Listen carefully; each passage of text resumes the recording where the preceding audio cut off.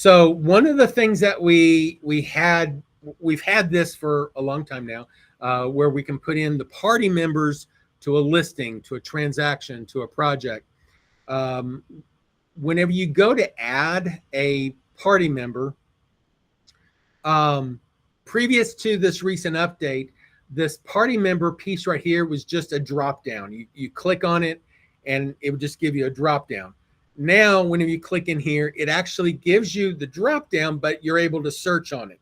So it'll be a lot easier just to type in buyer or whatever, and then be able to search it and then select it. So, if I've got a buyer's title and I select a person on here,